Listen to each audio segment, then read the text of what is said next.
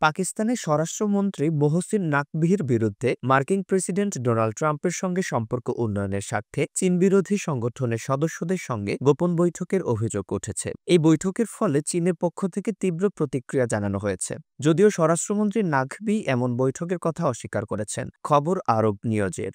আন্তর্জাতিক বিভিন্ন গণমাধ্যমের প্রতিবেদনে জানা গেছে, পাকিস্তানের স্বরাষ্ট্রমন্ত্রী মোহসিন নাকভি গত ২০ জানুয়ারি ট্রাম্পের শপথ অনুষ্ঠানের সময় ওয়াশিংটন সফর করেন। যদিও ওই শপথ অনুষ্ঠানে পাকিস্তানকে আমন্ত্রণ জানানো হয়নি। এ সময় তিনি new federal state of China NFC, যা ক্ষমতাসীন চীনা কমিউনিস্ট পার্টির বিরুদ্ধে কাজ করে, এমন সংগঠনের নেতাদের সঙ্গে গোপন বৈঠক করেন।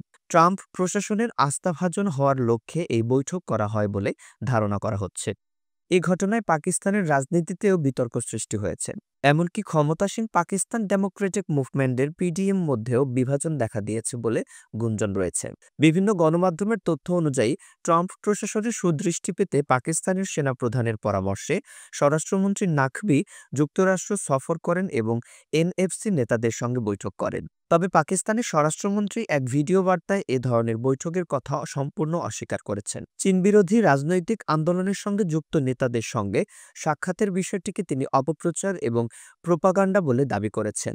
নাকভি বলেন, এটা সম্পূর্ণ ভিত্তিহীন এবং মিথ্যা প্রচার। আমি চীনবিরোধী কোনো অনুষ্ঠানে যোগ দেইনি বা কোনো গোপন বৈঠক করিনি। তিনি আরও জানান, তার যুক্তরাষ্ট্র সফরের মূল উদ্দেশ্য ছিল সন্ত্রাসবাদ মোকাবিলায় মার্কিন রাজনীতিবিদদের সঙ্গে একত্রে একটি সমন্বিত পরিকল্পনা প্রণয়ন করা।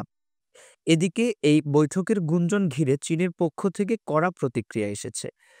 পাকিস্তানে নিযুক্ত চীনা রাজনৈতিক সচিব ওয়াং সেংজি এক সাক্ষাৎকারে পাকিস্তানে চীনা নাগরিকদের উপর আক্রমণ এবং বিলিয়ন ডলারের চীন পাকিস্তান অর্থনৈতিক করিডোর সিপিইসি প্রকল্প বাস্তবায়নের চ্যালেঞ্জ নিয়ে তীব্র সমালোচনা করেছেন।